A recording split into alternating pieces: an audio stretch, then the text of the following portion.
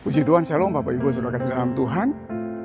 Eh, Salah satu hal yang Tuhan paling tidak suka dalam kehidupan kita adalah kesombongan.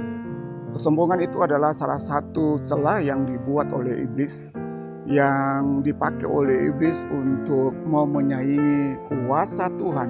Akhirnya iblis itu dibuang dari hadirat Tuhan. Saya mau bacakan satu ayat kepada kita. Di dalam 1 Tawarikh pasal yang ke-21 ayat yang kedua dikatakan begini. Pergilah, hitunglah orang Israel dari Betseba sampai dan bawalah hasilnya kepadaku supaya aku tahu jumlah mereka. Saudara, ini adalah kisah di mana Daud ketika dipimpin oleh Tuhan dan dia mengalami kemenangan lebih demi kemenangan. Daud menjadi seorang yang merasa andil yang begitu besar di dalam kemenangan yang diberikan oleh Tuhan. Nah, kesombongan inilah yang tidak disadari oleh Daud, bahwa iblis pakai kesombongan ini untuk menghukum atau menolak orang Israel. Nah, Bapak Ibu Saudara kasih dalam Tuhan, kesombongan itu adalah celah. Daud menyuruh Yoab untuk menghitung orang Israel, pasukan Israel, tentara Israel dari Dan sampai Betseba, saudara. Nah, di dalam pikiran Yoab ini adalah sesuatu yang bertentangan dengan kehendak Tuhan.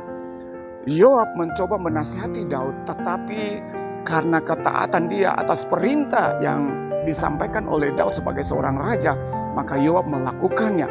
Itu bukti adalah sebuah ketaatan kepada pemimpinnya. Nah, Bapak Ibu Saudara kasih dalam Tuhan, mari kita belajar untuk melihat sebuah kebenaran ini. Di sisi ini Daud mengalami sebuah kejatuhan karena kesombongan di dalam hati yang tidak terbaca oleh mungkin orang-orang di sekitar dia. Tapi Tuhan itu menilai hati dan Tuhan membaca hati Daud, dan Tuhan melihat ini sebagai sesuatu yang tidak benar di hadapan dia.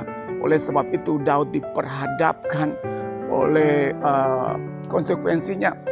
Daripada hitung tentaranya, hitung pasukannya, di mana dia telah mengalahkan musuh-musuh di sekitarnya. Bapak Ibu Saudara kasih dalam Tuhan, kesombongan itu tidak terlihat, tapi kesombongan itu dapat dilihat oleh Tuhan.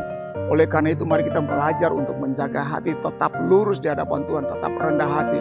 Kalau semua ini datang kepada aku, berkat ini datang kepada aku, pelayanan ini datang kepada aku, dan semua yang saya buat berhasil, ingat, bukan itulah yang Tuhan inginkan daripada kita. Yang Tuhan inginkan daripada kita adalah kita berkata kepada Tuhan, Tuhan, semua keberhasilan, semua berkat yang Tuhan berikan itu berasal daripadamu. Tanpa Engkau saya tidak dapat berbuat apa-apa.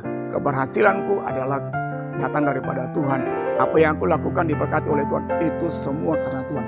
Oleh karena itu Bapak Ibu Saudara kasih dalam Tuhan, jadikanlah Tuhan sebagai tempat untuk kita bersyukur dan terus rendah hati di hadapan Tuhan. Karena Tuhan menentang orang yang sombong tetapi mengasihi orang yang rendah hati. Shalom. Jika saudara diberkati oleh Tuhan, jangan lupa like, subscribe, bahkan share, tekan tombol lonceng. Jadi saudara bisa dapat notifikasi yang baru setiap hari. Segala kemuliaan bagi Tuhan. Haleluya.